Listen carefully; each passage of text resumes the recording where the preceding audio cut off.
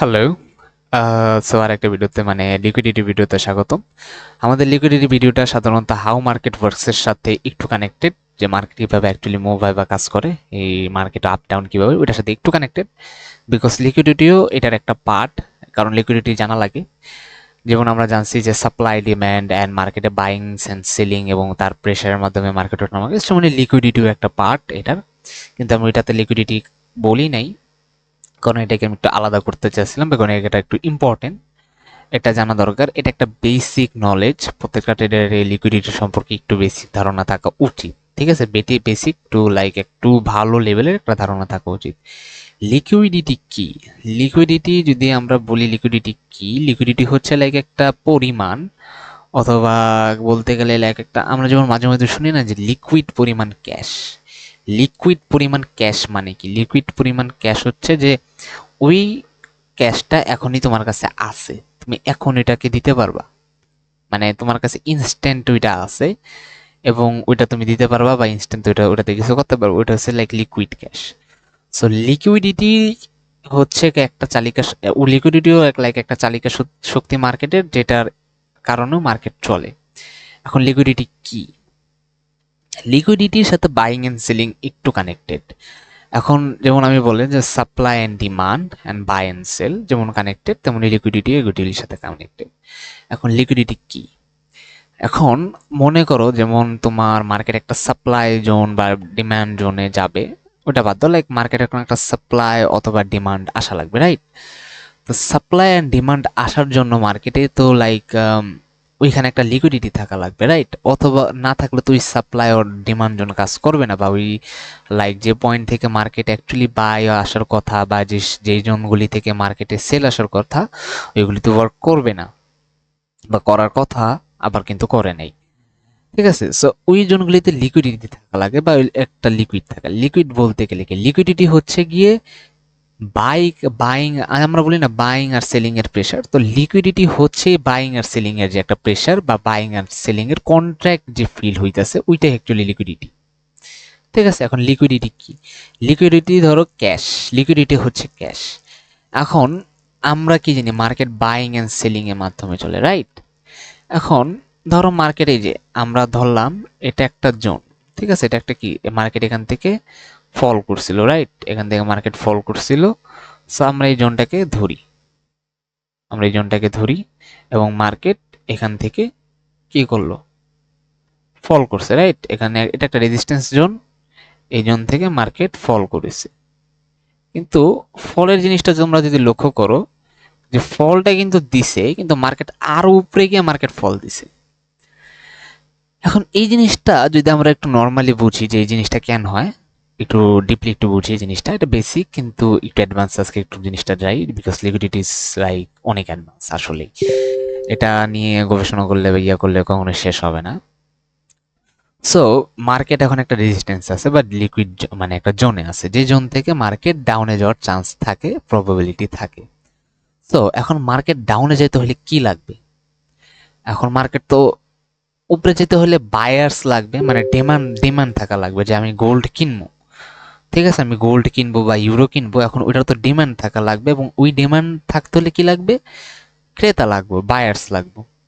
ঠিক আছে, এটা তো লাগবে। এখন এসব জোনে গিয়ে কি হয়, বায়ার্স যখন এসব জোনে গিয়ে বায়ার্সরা করে কি, বা চলে যায়।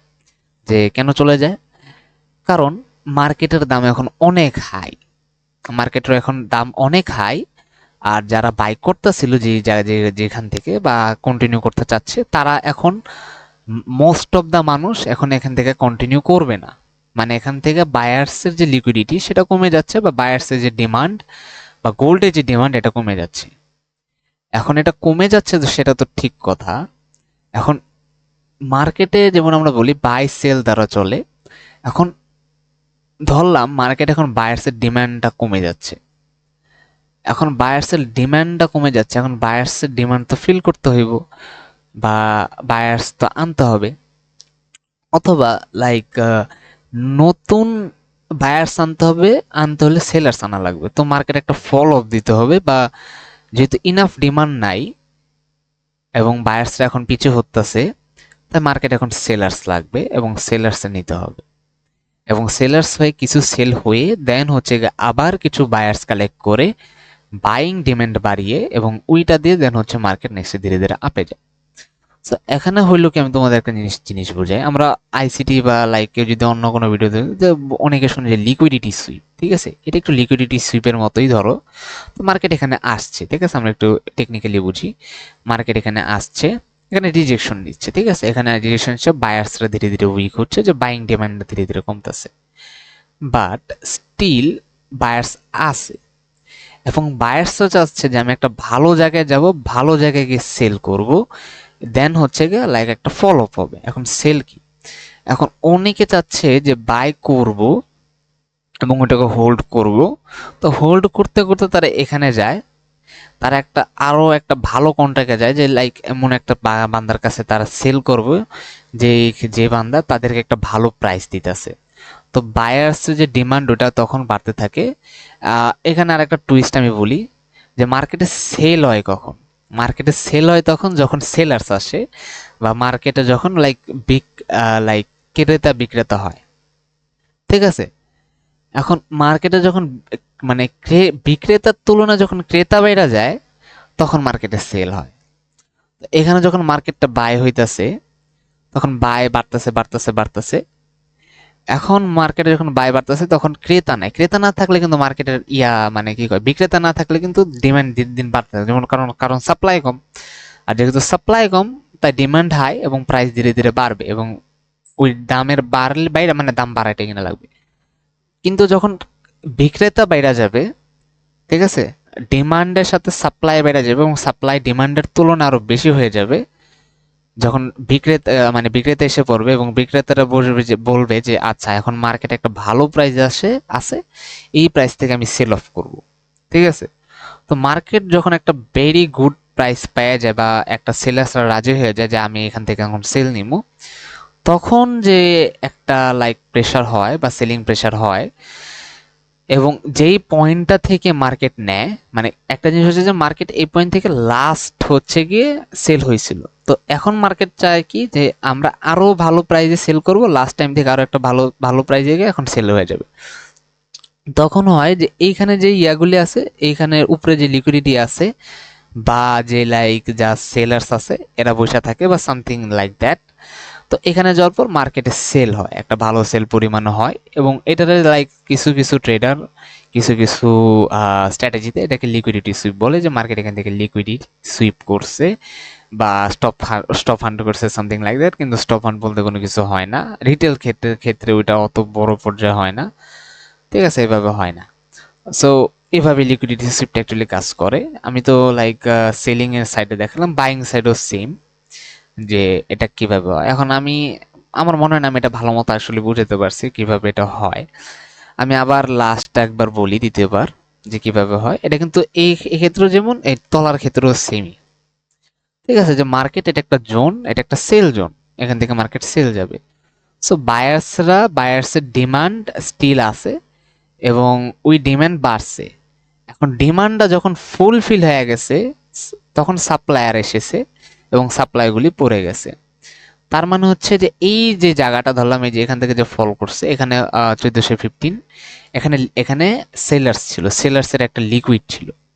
এখন বায়ার্স নিতে হলে সেলার্স লাগবে, তো লিকুইড কি, যেটা বললাম যে একটা লাইক ক্যাশ ইন, যেমন বললাম যে লিকুইড ক্যাশ। তো এখানে একটা হিউজ পরিমাণ সেলার্স ছিল, বা এই জোনগুলিতে একটা হিউজ পরিমাণ সেলার্স ছিল, যারা ওয়েট করতেছিল যেখানে তাদের অর্ডার ফিল হবে এবং তারা বেচা শুরু করে দিবে। এই লিকুইডের যখন ফুল হয়েছে, বা এই জোনটা যখন ফিল হয়েছে, বা এই লিকুইডগুলি যখন মিট আপ করছে, তখন মার্কেটে সেল হবে, ঠিক আছে। এইগুলিরই মেনলি হচ্ছে মার্কেটের লিকুইডিটি বলে। এখন লিকুইডিটি কি এইসব জোনে না, লিকুইডিটি সব জায়গায় আছে। মার্কেট চলে লিকুইডিটি, লিকুইডিটি হচ্ছে বাই অ্যান্ড সেল, ঠিক আছে। বাই অ্যান্ড সেলের যে পরিমাণ যেটা আছে, লাইক যে প্রেসার মানে পরিমাণ যেটা আছে, যে ভলিউম যেটা আছে, ওই ভলিউম যে মিট করাকেই অ্যাকচুয়ালি লিকুইডিটি বলে। মানে ভলিউমকে মিট করা কি, আহ, আমি তোমাকে বোঝাই একটা প্র্যাকটিক্যাল উদাহরণ বুঝো।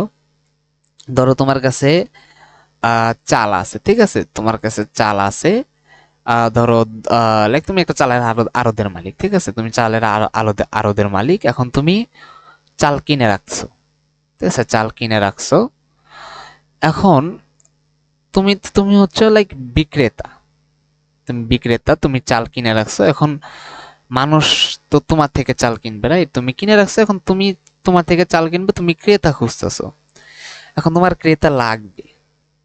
এখন তুমি ধরো চাল কিনছো কততে, মনে করো তুমি চাল কিনছো হচ্ছে গিয়ে 40 টাকা দিয়ে।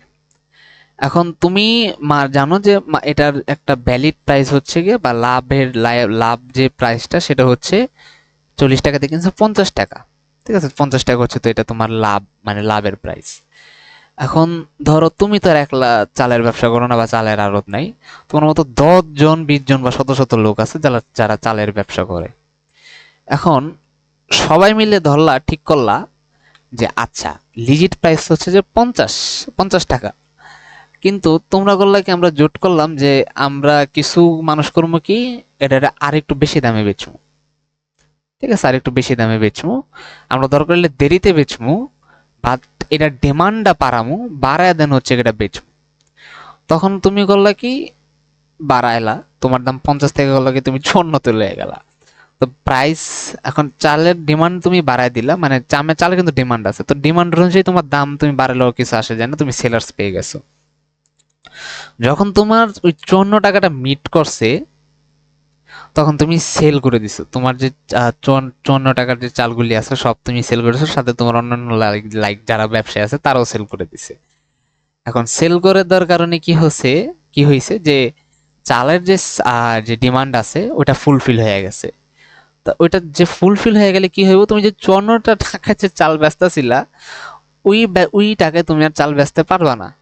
কারণ মানুষের ডিমান্ড অনেক বেড়ে গেছে, কারণ মানুষ ভাবতেছে যে চালের দাম বাড়বে এবং মানুষ আরো কিনে ফেলতেছে। তো 54 টাকা যখন ডিমান্ডটা ফুলফিল হয়ে গেছে এবং ম্যাক্সিমাম আরদের মালিকই তাদের চাল বেচে দিচ্ছে ওই 50 টাকা জায়গায় $54, মানে 54 টাকা অ্যাকচুয়ালি, তখন হচ্ছে কি মার্কেট একটা সেল হচ্ছে, মানে মার্কেটে অ্যাকচুয়ালি প্রাইস কমে যাচ্ছে। তখন হলো কি যে সাপ্লাই হয়ে গেছে, এখন ডিমান্ড কমে গেছে, যে মানুষ এখন আর চাল কিনবে না, বিকজ মানুষ অনেক বেশি পরিমাণে চাল কিনে ফেলছে। এখন ওইখান থেকে মানুষ এখন চাল কিনা কমাই দিছে। এখন তুমি করতেছো কি, তোমার তোমার তো চাল বিক্রি শেষ। এখন ধরো কিছু কিছু মানুষ তারা চাল এখনো, মানে কি কি করে, ধরো তারা চাল এখনো বেচে নাই বা সামথিং, বা তুমিও বেচে ফেলছো, এখন তোমার কিছু চাল আছে, এখন তোমার তো বাকি চাল বেচা লাগবে, নাহলে তো তোমার লস হবে বা সামথিং। তখন কি হচ্ছে যে যেহেতু ডিমান্ড কমে গেছে, তোমার চালের দাম অটোমেটিক কমে যাবে। আর যেমন আমরা বলি যে সাপ্লাই থাকলে কিন্তু ডিমান্ড না থাকলে ওটার দাম অটোমেটিক কমে যায়, সেমনি মার্কেটও সেম জিনিস হবে, মার্কেটে ফল হবে, সেল হবে, যে মার্কেটের প্রাইস, যে প্রাইস আছে ওইটা কমা শুরু হয়ে যাবে। এই জিনিসটা ঠিক এই জায়গায় হয়েছে। আমি একটা প্র্যাকটিক্যাল উদাহরণ, মানে প্র্যাকটিক্যাল না, মানে একটা উদাহরণ দিয়া, বাস্তব লাইফের একটা সাধারণ উদাহরণ দিয়া যেটা হয় আমাদের, ওইটাতে আমি বোঝানোর ট্রাই করলাম যে এটা কিভাবে হইলো।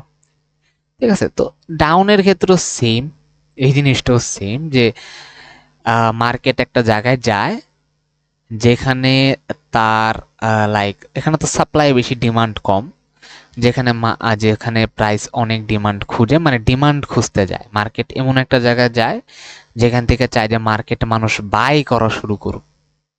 ঠিক আছে, যেমন কিভাবে হয়, আমরা যারা বাঙালি আছি, আমাদের মা খালা বা যাই হোক, আমরা গুরুজন বা আমরা নিজেরাও, আমরা যখন একটা জিনিস সস্তা পাই, আমরা কথা আছে বাংলা কথা যে সস্তা পায়া বস্তায় ভরছি, তো আমরা ওইটাও করি। তো এটা শুধু আমরা বাঙালিরা না, বা আমগোই জাতি না, দুনিয়ার সবাই করে, যে সস্তা পাইলে বস্তায় বলে।